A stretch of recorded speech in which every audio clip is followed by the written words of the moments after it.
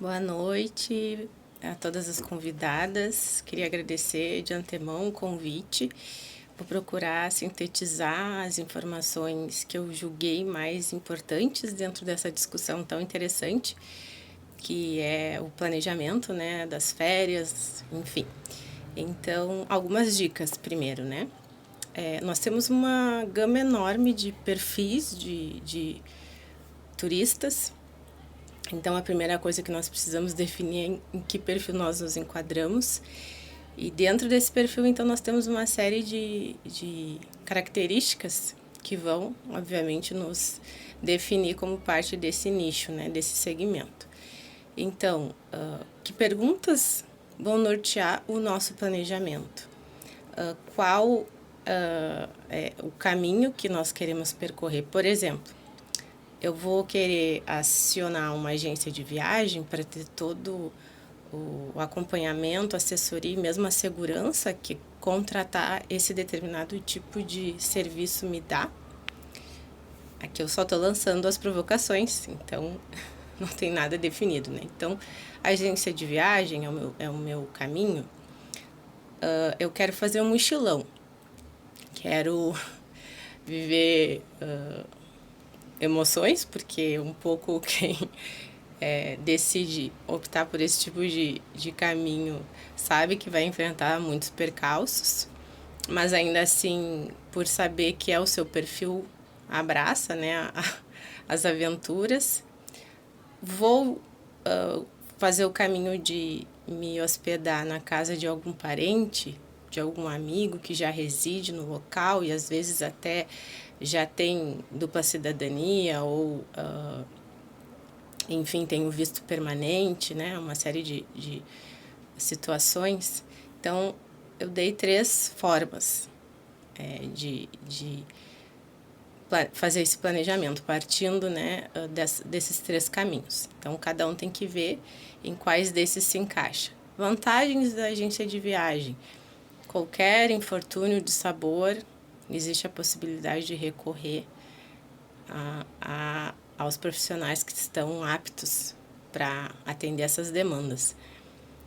Vantagens de ir para se hospedar na casa de amigos, familiares. Por exemplo, meu primo já mora há algum tempo na Irlanda.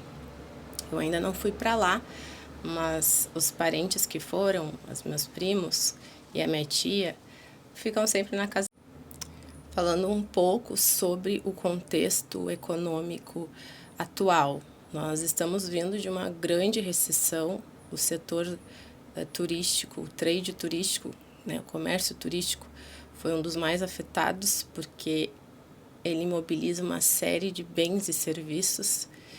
Então, por exemplo, para viajar eu aciono, se eu vou fazer da maneira convencional, vou acionar uma agência de viagem, se eu vou por conta própria ou vou ficar na casa de algum parente, amigo, eu vou pelo menos usar as companhias aéreas.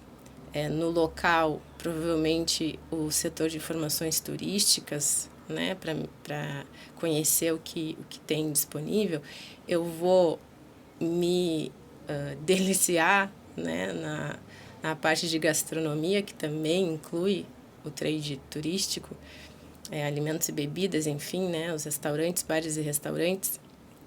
Eu vou me hospedar, se eu vou da maneira convencional, vou me hospedar num hotel.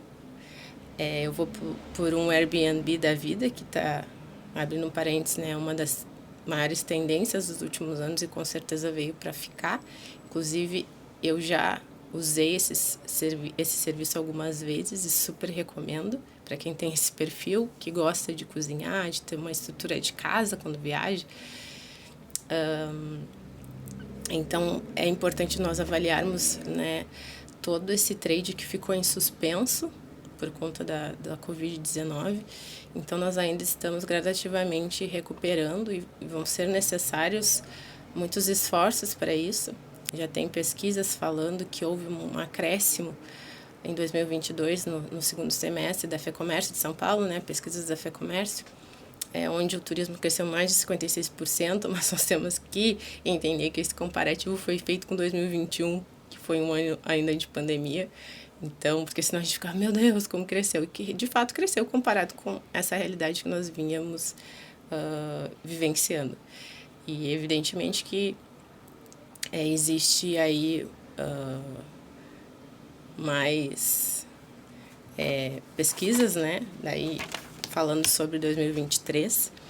Então, desculpa, eu queria só corrigir, né, o dado. Em 2023 ele vai crescer 53,6%, né? Uma estimativa do que vai acontecer.